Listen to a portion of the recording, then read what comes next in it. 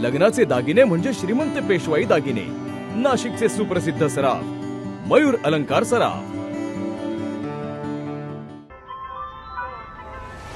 ताज्या बातम्यांसाठी नाशिक न्यूजच्या YouTube चॅनलला सबस्क्राईब करा आणि बेल आयकॉनला प्रेस करा।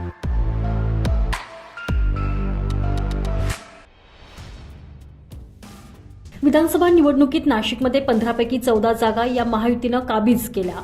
यामुळे महाविकास आघाडीला एकही जागेवर निवडून येण्याची संधी मिळाली नाही। महायुतीनं आपल्या सर्व जागा कायम राखल्यानं आता नाशिक जिल्ह्याचे पालकमंत्रीपद कुणाकडे जाणार याकडे सगळ्यांचं लक्ष लागलंय। नाशिकमधील 14 जागांपैकी निम्म्या म्हणजे 7 जागा या राष्ट्रवादी काँग्रेस पक्षाकडे आहेत। यामुळे या पक्षाकडून नाशिकच्या पालकमंत्री पदाकरता दावा केला जाऊ शकतो। जिल्ह्याला राष्ट्रवादीचे ज्येष्ठ नेते छगन भुजबळ तसेच भाजपचे संकटमोचक गिरीश महाजन आणि शिवसेनेचे दादा भुसे यांना आजवरचं पालकमंत्री पद मिळालंय। यापैकी भुजबळांनी जवळपास 3 वेळेस ही पदं भूषवली आहे। यामुळे साहजिकच भुजबळ हे पालकमंत्री पदासाठी प्रबळ दावेदार असतील।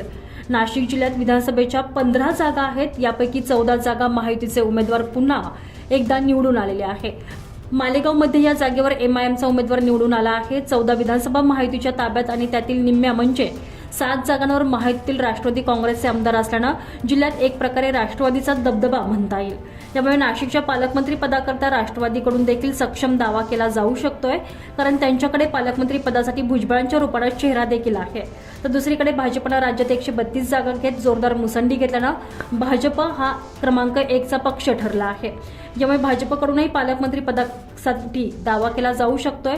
असं झाल्यास आमदार गिरीश महाजन हे भाजपकडे पालकमंत्री पदाकरता असलेला चेहरा आहे। तसेच शिवसेनेकडून दादा भुसे यांच्या नावाचा देखील विचार होऊ शकतो। गेली 2.5 वर्ष भुसे यांच्याकडे नाशिकचं पालकमंत्री पद आहे। Bureau report, Nashik news, Nashik.